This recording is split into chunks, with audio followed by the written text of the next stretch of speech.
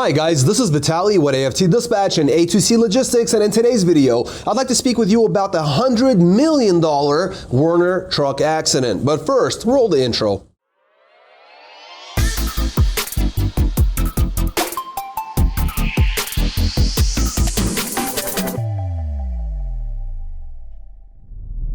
Welcome back. Before we get started, I'd like to ask you to please like the video, be sure you subscribe to the channel and hit the notification bell so you never miss a single release of our videos, where every Friday we're talking about something that could benefit you in your trucking businesses, in your trucking careers, as well as cover the loads we've successfully booked for our customers, consisting of leased-on owner-operators and carriers operating under their own MC authorities, running under our truck dispatch services. As always, guys, big thank you for all the likes you've provided in all the previous videos. Please do keep them coming, and let's talk about this $100 million Werner truck accident and ultimately what it means for the trucking industry moving forward. Now, if not familiar, this was a truck accident, truly tragic, a tragic accident that goes back to 2014. It unfortunately killed a 7-year-old boy. His 12-year-old sister was left quadriplegic, and his other brother and mother were left with some brain injury. So certainly really bad stuff. And the reason we're talking about it now is because there has been a conclusion that has been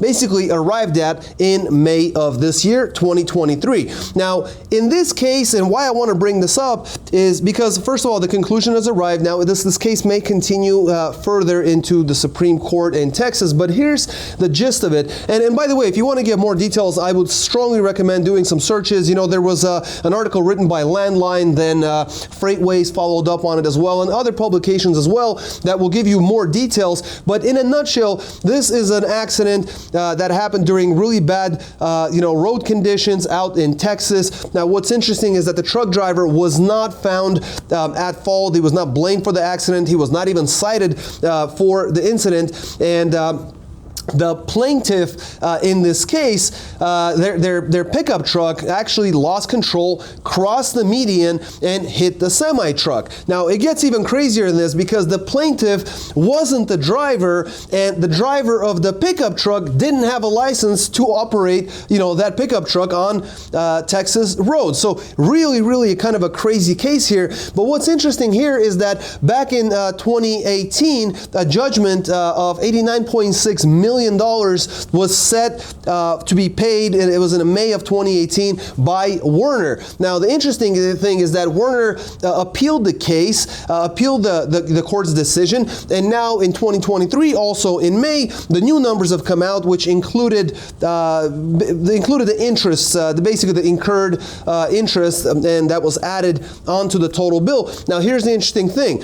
In May 2023, the costs with interest included Werner's 70% liability in this case, which ultimately came out to be a nearly $92 million payout to the plaintiff. Now, the truck driver in this case, who again, he had expert witnesses saying that he did everything correctly, there was nothing else that he could have done differently, that his reaction time was perfect. There's the police officers saying that, again, nothing that he could have done differently. This was an unavoidable accident, not his fault. He was not cited. He was not given a ticket. And in this case, the truck driver was found to have a 14% liability in this case and has to pay out nearly $13 million to the Blake family.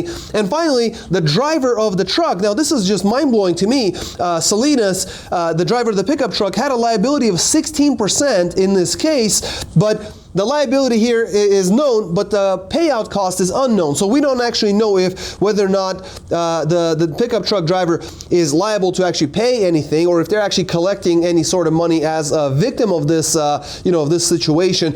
And ultimately, Werner plans to go to Texas Supreme Court to take this further because they really don't agree. And the question I bring up to you guys, and I'd love to hear from you guys in the comment section below, because I think this changes the entire outcome of such litigation in the trucking industry, because this sets a precedent. Because basically, you could be held responsible for someone else's actions, even if they're unlicensed, driving a vehicle on the opposite side of the highway, cross the median, get in front of your truck, you could find yourself in an impossible situation in terms of being able to avoid the accident and still be held liable as a carrier, as a driver for that carrier, and ultimately have to pay out millions and if not hundreds of millions of dollars in final restitution. So guys, would love to hear from you in a comment section below. Please make sure to smash the like button. Make sure you subscribe to the channel. I'm going to switch over to camera. I'm going to look over the loads we booked for our customers, and I'll see you guys in just a moment. Welcome back. Let's take a look at some of these loads. This week we have some vans and reefers. Everyone did equally well. We're going to start off with a reefer. 1 pick 6 dropper coming out of Scappoose, Oregon, with drops in Springfield, Tennessee, Hendersonville, Tennessee, Gallatin, Tennessee, Lebanon, Tennessee, Cookville, Tennessee, and a final in Knoxville, Tennessee. This is a 35,000 pound load of nurseries. 1 pick 6 drops, 2,567 miles, booked at $5,100. Got them $199 on that one. Then out of Loudon, Tennessee, going to East St. Louis, Illinois. It's a 40,000 pound load of cleaning compounds, 474 miles, booked at $1,000. Got them $211 a mile. Then Pleasant Plains, Illinois, going to Grand Bay, Alabama. It's a 34 pound load of agricultural chemicals, 800 miles on a dot, ran for $1,800. Got them $225 a mile. Did a great job on this one. Only 6 days on the road from Thursday to Wednesday. 3,841 loaded miles, ran $7,900 in gross at an average of $206 a mile. Milagres, you did a great job. $7,900, guys, in today's market. An excellent job in just 3 loads in 6 days, mind you. Next, we're going to switch over to a dry van coming out of Dallas, Texas, going to all over the country. Actually, 16 drops on this one. It's a 30,000 pound load of consumer goods. A bunch of drops in Dallas, Texas, Irving, Texas, Denton, Texas, Oklahoma City, Oklahoma. 2 drops in Edmond, Oklahoma, Wichita, Kansas, Great Bend, Kansas, Fairbury, Nebraska. 2 drops in Omaha, a drop in Council Bluffs, Iowa, and then finally 3 more drops in Omaha, Nebraska. So this was a tough one. A total of 820 miles, booked at $3,000, got $366 a mile. An excellent job with this driver. And they finished off with one more run right out of Council Bluffs, Iowa, going to Norfolk, Virginia. It's a longer run, 40,000 pound load of dry goods in his dry van, 1,318 miles, booked at $3,000, got him $228 per mile. Great job, Scott, on that one. 7 days on the road, Thursday to Thursday, ended up grossing $6,000 on a dot, ran 2,138 loaded miles at an average of $281 per loaded mile average in this market for a dry van. Excellent job. Next, we're going to go to a reefer coming out of Bruce, Mississippi, going to Houston, Texas, with a 40,000 pound load of sweet potatoes, running 55 degrees on a reefer, 572 miles, booked at $1,300, ended up getting them $227 a mile. Then Lufkin, Texas, going to Cheyenne, Wyoming, with a 38,000 pound load of poultry, running 26 to 28 degrees on a reefer, 1,046 miles, booked at $3,400, got them $3 1/4 on that one, going to Wyoming. Then they headed out to Colorado, and out of Platteville, Colorado, going to Gordonsville, Virginia. Longer run, 44,000 pound load of refrigerated goods at 34 degrees, 1,644 miles, booked at $3,000, got them $182 on that one. And they ended up finishing up the week pretty strong.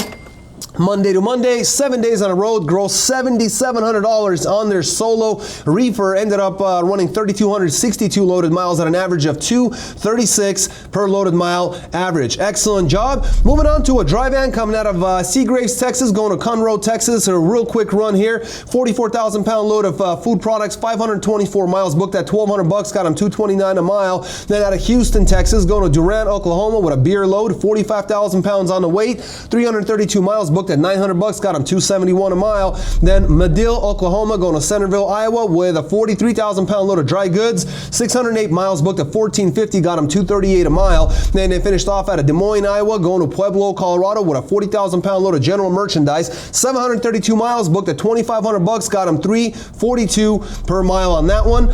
And that's it. They finished off their week solo dry van, Wednesday to Wednesday, 7 days on the road, $6,050 gross for the week, 2,196 loaded miles at an average of $276 per loaded mile average. Excellent job. Next, we got ourselves another dry van. This one's out of Spring Hill, Kansas, going to Edgerton, Kansas. Real quick run, and by quick, I mean 12 miles quick. It's a 26,000-pound load of consumer goods, 12 miles, booked at $343.37. Got them 28 bucks and 61 cents a mile. Can't say no to that one. Then Kansas City, Missouri, going to Brown Summit, North Carolina. It's a light load, 16,000 pounds of blades, 1,006 miles, booked at $18.58. Got them $1.85 on that one.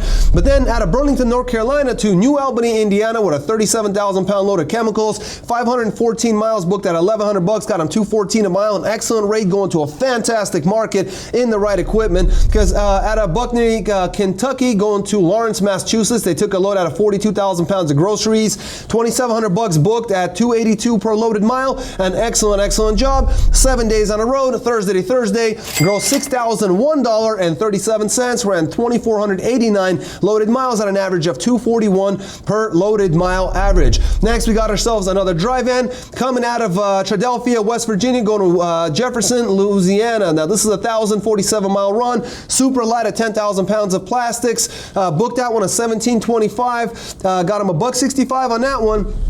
But then out of Geismar, Louisiana to Farmington, New Mexico, Farmington, Minnesota, they took a load of raw materials, 42,000 pounds, 1,175 miles, booked at $2,300. Got him $1.96 on that one.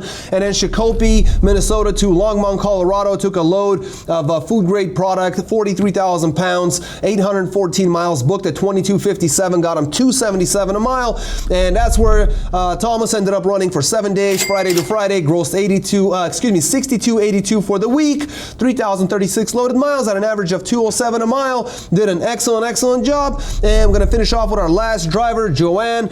She ended up running Louisville, Kentucky to College Park, Georgia, with a 44,000-pound load of tomato products, 429 miles, booked at $1,000. Got him $2.33 a mile. Then Ackworth, Georgia to Grand Rapids, Michigan, and a second drop in Ackworth, Georgia. So kind of a round trip run there. 40,000 pounds of auto parts, 1,522 miles, booked at $3,000. Got him $1.97 on that one. Then Fairborn, Georgia, going to Jacksonville, Florida. It's a dry load, 30,000 pounds, 349 miles, booked at $900. Got him $2.58 a mile. Then out of Jacksonville, Florida, Zero Deadhead, going to Livingston, Louisiana, with some bottled beverages, 44,000 pounds, 578 miles, booked at $11.50. Got him $1.99 on that one. 7 days on the road.